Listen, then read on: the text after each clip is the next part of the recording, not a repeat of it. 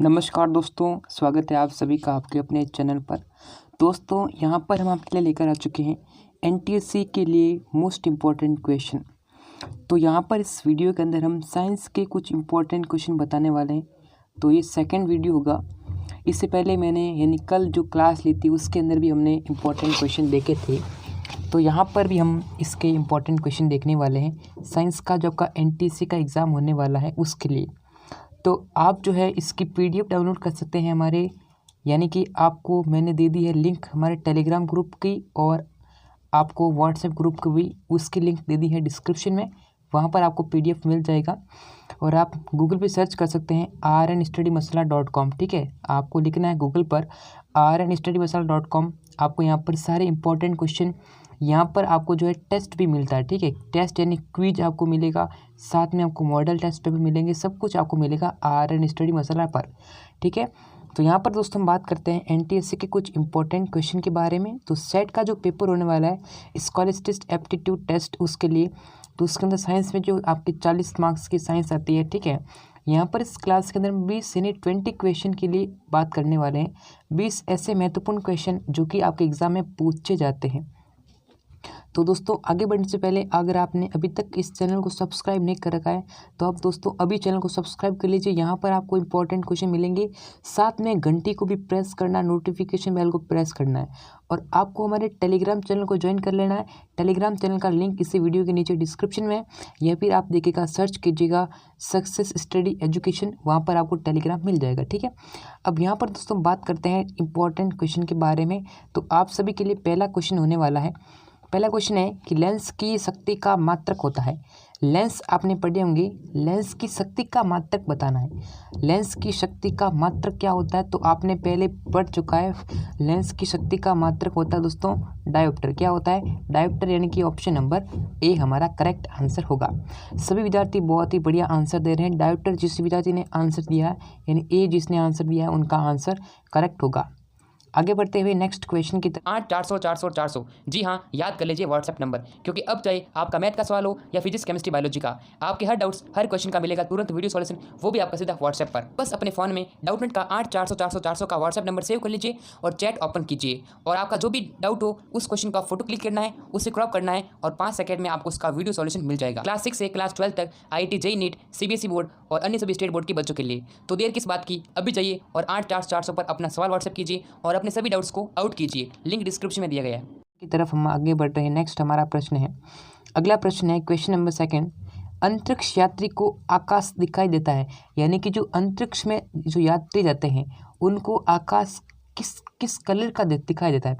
तो इसको सफ़ेद दिखता है, या फिर गहरा नीला दिखता है, हल्का नीला दिखता है, या फिर काला दिखता है? तो दोस्तों अंतरिक्ष के अंदर हमेशा कैसा दिखेगा? ब्लैक कलर का जो है आकाश दिखने वाला है, यानी कि काला आकाश दिखाई देगा, यानी कि ऑप्शन नंबर डी प्रश्न के अंदर आपको आंसर होगा।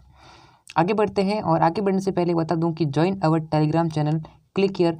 इस पीडीएफ की लिंक दे दूंगा डिस्क्रिप्शन में, वहाँ पर आपको ज्वाइन करना है टेलीग्राम चैनल को। ठीक है, टेलीग्राम पर ज्वाइन करें और हमारे इस यूट्यूब चैनल को क्या करें, सब्सक्राइब करें दोस्तों। अगर आपने सब्सक्राइब नहीं कर रखा है तो दोस्तों अभी सब्सक्राइब कर लें, और इस वीडियो को, इस क्लास को लाइक एंड शेयर भी कर लीजिएगा। आगे बढ़ते हैं अगले क्वेश्चन की तरफ। यहाँ पर देखिएगा क्वेश्चन नंबर है, ये भी इंपॉर्टेंट क्वेश्चन है, मोस्ट इंपॉर्टेंट लगा लीजिएगा। यहाँ पर देखिएगा, वायुमंडल की ऊपरी परत द्वारा किस प्रकार के विकिरणों का अवशोषण किया जाता है?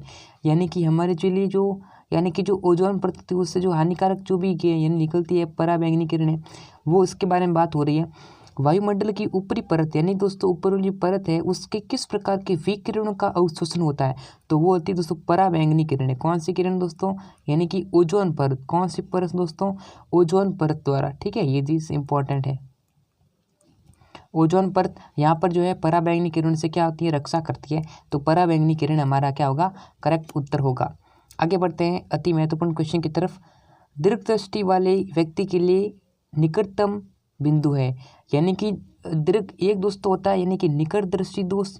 भाई दोष कितने प्रकार के? दो होते हैं, एक होता है निकट दृष्टि दोष और एक होता है दूर दृष्टि दोष। दीर्घ दृष्टि दोष वाले व्यक्ति के लिए निकटतम बिंदु कौन सा है?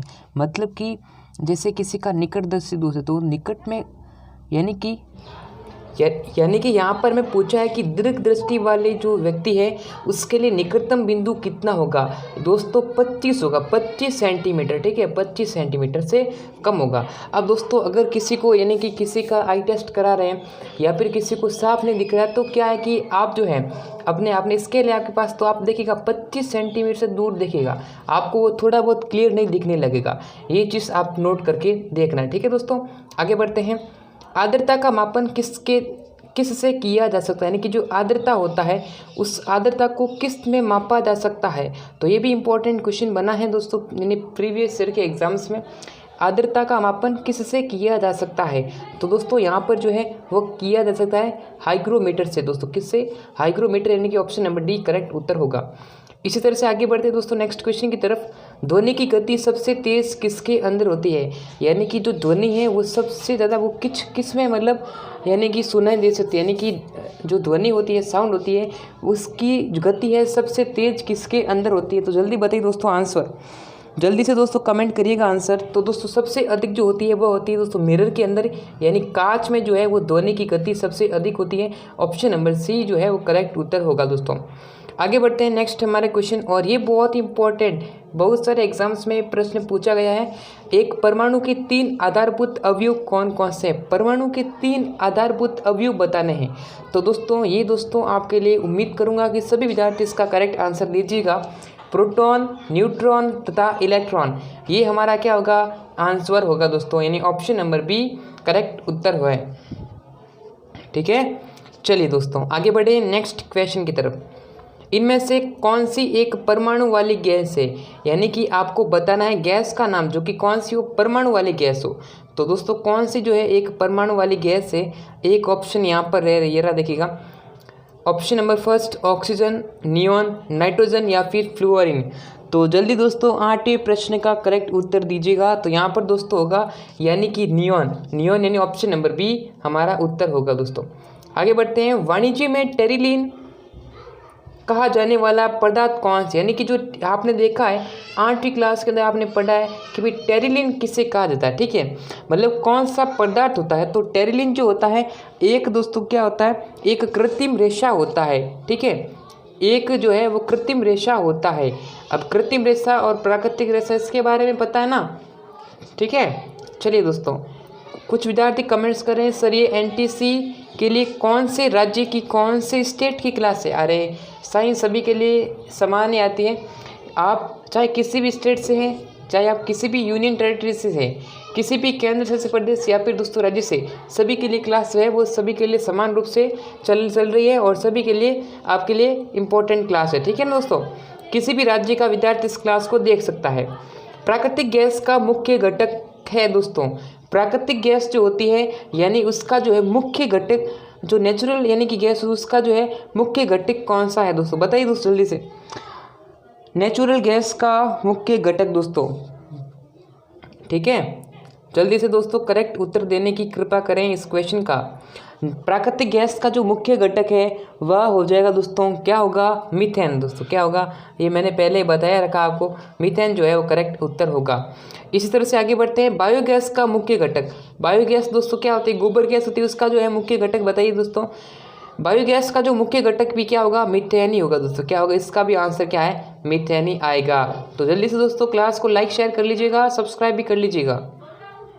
आगे बढ़ते हैं। निम्न में से कौन सा पादप हार्मोन्स है, बताना है कि पादप हार्मोन कौन सा है। जल्दी से दोस्तों पादप हार्मोन बताना है दोस्तों। थायरोक्सिन, इंसुलिन क्या है, नाइट ईस्ट्रोजन, तो यानी पादप हार्मोन बताइए इस क्वेश्चन का क्या आंसर होगा। तो देखिएगा साइटोकाइनिन हो जाएगा दोस्तों, ठीक है, साइटोकाइनिन इसका करेक्ट आंसर होगा, यानी ऑप्शन नंबर डी। जो भी विद्यार्थी डी आंसर दे रहे हैं बिल्कुल करेक्ट आंसर होगा, बिल्कुल उत्तर करेक्ट है दोस्तों। आगे बढ़ते हैं। और दोस्तों ये यहाँ पर ब्लड ग्रुप से संबंधित क्वेश्चन पूछा गया है। किस रुधिर वर्ग के व्यक्ति में एंटीजन ए और बी होते हैं परंतु एंटीबॉडी नहीं होता है, यानी कि उसके अंदर ए और बी तो होगा लेकिन जो है एंटीबॉडी नहीं होगा दोस्तों। एंटीजन यहाँ पर होगा ए और बी लेकिन एंटीबॉडी नहीं होगा, तो वो होगा दोस्तों ए और बी, ठीक है, ए और बी होगा ऑप्शन नंबर ए। बहुत ही सिंपल इजी क्वेश्चन था। और ये देखिएगा ये क्या है दोस्तों, क्वेश्चन देखिएगा। बस में ड्राइवर के पास लगा दर्पण होता है, यानी कि आपने बस चला रहे हैं, कोई व्यक्ति, कोई ड्राइवर बस चला रहा है, तो उसके अंदर जो आपका दर्पण लगा होता है, मिरर लगा होता है, वह किसका होता है। यानी कि मिरर आपको बताना है कि बस में ड्राइवर के पास लगा दर्पण कौन सा होता है। तो दोस्तों ये उत्तर दिख गया क्या, अरे उत्तल दर्पण होगा दोस्तों। क्या होगा, उत्तल दर्पण, यानी कि ऑप्शन नंबर ए करेक्ट उत्तर होगा, उत्तल दर्पण। इसी तरह से अगले क्वेश्चन की तरफ बढ़ते हैं, आगे नेक्स्ट क्वेश्चन की तरफ। विटामिन B1 की कमी से कौन सी बीमारी होती है, फिर कौन सा रोग होता है। अब दोस्तों विटामिन तो फिक्स है, अब की बार भी यानी पिछली बार भी विटामिन से हर बार क्वेश्चन आता है विटामिन, जैसे विटामिन ए की कमी से कौन सा रोग होता है, विटामिन बी की कमी से कौन सा, मतलब कि जितने भी बीमारियां से विटामिन की रिगार्डिंग वो आपको पता होनी चाहिए दोस्तों, ठीक है। विटामिन B1 की कमी से कौन सी रोग होती है, तो बताइए जल्दी दोस्तों। तो यहाँ पर दोस्तों हो जाएगा बेरी रोग, ठीक है ना। बेरी रोग जो है विटामिन डी की कमी से होता है, यानी कि ऑप्शन नंबर विटामिन B1 की कमी से होता है, लेकिन इसमें जो ऑप्शन आंसर है वह होगा ऑप्शन नंबर डी। मानव शरीर में सबसे छोटी हड्डी कौन सी है दोस्तों, सबसे छोटी हड्डी बताइए दोस्तों। तो सबसे छोटी जो हड्डी हो जाएगी मानव शरीर की वह हो जाएगी दोस्तों स्टेपीज, ठीक है। और यहाँ पूछा है कि मानव शरीर में सबसे छोटी हड्डी, आपको पता है दोस्तों क्या होगा, स्टेपीज हो जाएगी। अगर पूछे कि मानव शरीर की सबसे बड़ी ग्रंथि पूछ लेना दोस्तों, ठीक है। सबसे बड़ी ग्रंथि दोस्तों जल्दी बताइए क्या आंसर होगा। सबसे बड़ी ग्रंथि आपको पूछा जा सकता है, और बहुत बार एग्जाम में ऐसा क्वेश्चन डायरेक्ट बना है कि निम्न में से मानव शरीर की सबसे बड़ी ग्रंथि है, तो दोस्तों कौन सी ग्रंथि होगी, अरे यकृत ग्रंथि होगी, ठीक है ना। ये क्वेश्चन आपको नोट कर लेना चाहिए, आपको पता होगा मानव शरीर की सबसे बड़ी ग्रंथि हो जाएगी यकृत ग्रंथि। नेक्स्ट, आँख का कौन सा भाग आँख के रंग का निर्धारण करता है, यानी कि आँख का जो कौन सा भाग होता है जिसके अंदर पता कर सकते हैं क्या ये इस कलर का है, ये लाल कलर का है, ये रेड कलर का है, ये ब्लू कलर, मतलब जो कलर पहचान कर सकते हैं।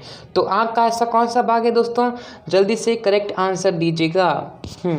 तो दोस्तों होगा वह आइरिस, आइरिस जो होता है ना वह होगा आँख का ऐसा भाग। आइरिस देखिएगा, मान लीजिए आपकी कोई आँख है, ठीक है, ये आँख है, इस आँख के अंदर जो है ऐसा ब्लैक कलर का जो बना होता है ना, ये वाला ये होता है ना ब्लैक कलर का, यहाँ आपकी पलकें होती हैं, तो ये जो होता है ना बीच वाला गोल गोल ब्लैक कलर का भाग, काला भाग होता है, उसे क्या कहते हैं, उसे ही आइरिस कहते हैं। तो आइरिस हमारा ये आंसर होगा। इस तरह से आगे क्वेश्चन बढ़ते हैं। यहाँ पर नेक्स्ट हमारा है, समतल दर्पण द्वारा बना प्रतिबिंब कौन सा होता है, यानी कि यहाँ पर पूछा है कि समतल दर्पण जो होता है, समतल दर्पण द्वारा कौन सा प्रतिबिंब बना होता है, वास्तविक, काल्पनिक, दोनों या फिर इनमें से कोई नहीं। समतल दर्पण द्वारा प्रतिबिंब कौन सा बनता है, तो जल्दी से आंसर बताइए दोस्तों।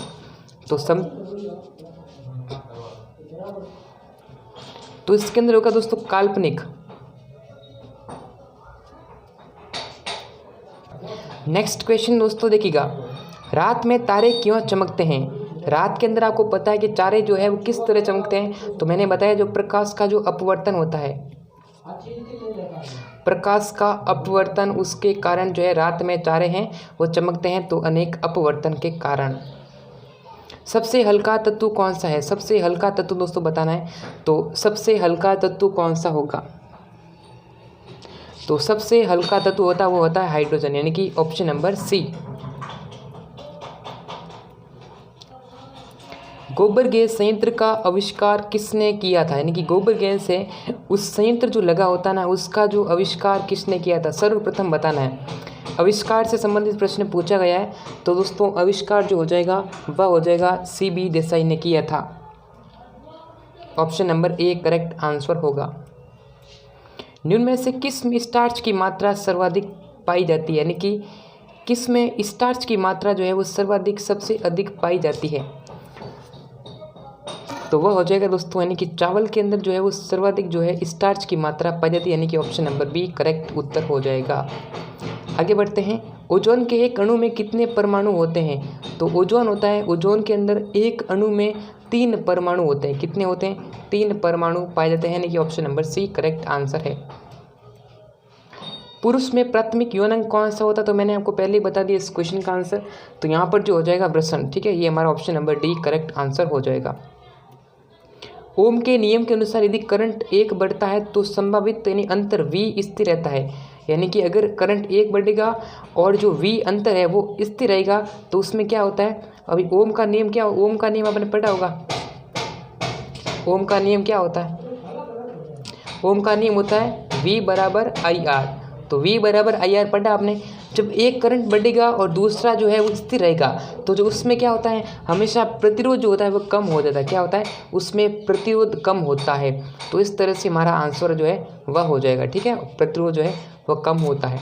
दोस्तों यहाँ पर मैंने आपको बता दिया है कि आपको PDF लिंक दे दूंगा डिस्क्रिप्शन में। टेलीग्राम चैनल को ज्वाइन कर लेना, चैनल को सब्सक्राइब कर लेना, लाइक कर लेना, यहाँ पर क्लिक करके join us on WhatsApp group के लिए लिंक डिस्क्रिप्शन में। और NTSC की जो मैराथन क्लास लगा रखी है मैथ की, तो उसको भी आप देख सकते हैं। 12 घंटे की क्लास है, तो उसको आप जरूर से विजिट करें, उसको जरूर से देखिएगा। और दोस्तों अगर आपने अभी तक इस चैनल को सब्सक्राइब नहीं करा तो चैनल को सब्सक्राइब करें और साथ में नोटिफिकेशन बेल को भी प्रेस करें, जिससे कि आपको प्रत्येक वीडियो का नोटिफिकेशन जो है वो टाइम टू टाइम मिल सके। और आपको हमारे चैनल को सब्सक्राइब कर लेना है। ठीक है, तो इस क्लास के अंदर इतना ही, फिर मिलेंगे नेक्स्ट क्लास के अंदर। तब तक के लिए जय हिंद और वंदे मातरम।